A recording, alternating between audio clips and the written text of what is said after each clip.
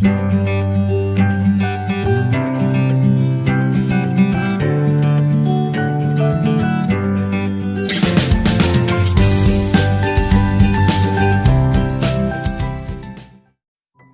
عليكم، مرحبا بكم معايا من جديد. اليوم ان شاء الله غادي نحضروا مع بعض بودينغ الشكلاط، تحليه جد سهله لرمضان. ممكن نحضروها للسحور، ما فيهاش مكونات كثيره.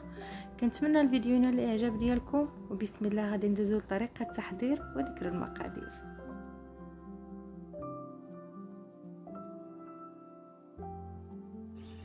اول حاجه كناخذوا بول، كنخوي فيها نص لتر ديال الحليب يكون بارد. كنضيفوا عليه 3 المعالق ديال نشا الذره او مايزينا. ممكن بدل نشا الذره دقيق الابيض. كذلك كنضيفوا السكر، كيبقى على حسب الذوق.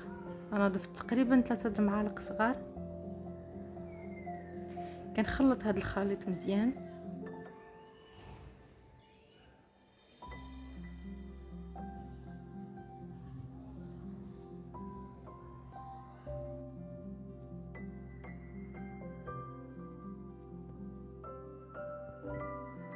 من بعد ما كنخلط هذيك النشا والسكر مزيان حتى كيندمج مع الحليب، كنصب الخليط في كاسرول وكنضيف عليها 2 معالق معمرينش ديال بودره الشكلاط، وكنديرها فوق النار. كيف قلت كنديروا الخليط فوق النار مع التحريك، ما كنوقفوش من التحريك باش ما كيلصق لينا الخليط. من بعد ما كنشوفوا ديك الخليط ديالنا عقد، كنحيدوهم فوق النار وكنضيفوا علبه صغيره ديال دانيت اختياري، اللي ما بغاش يزيدوا ما يزيدوش. صافي انا كنحرك الخليط مزيان.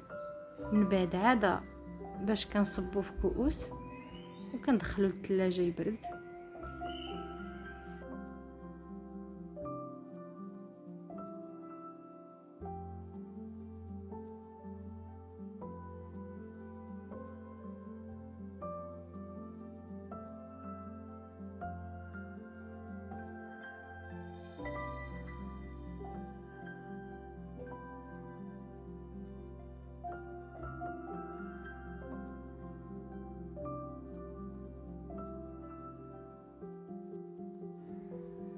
من بعد ما كنخرجوا الكؤوس ديالنا من الثلاجه كيكونوا بردوا، كيكونوا عقادوا اكثر، كنزينوهم يا اما برقائق ديال البسكوت او رقائق اللوز.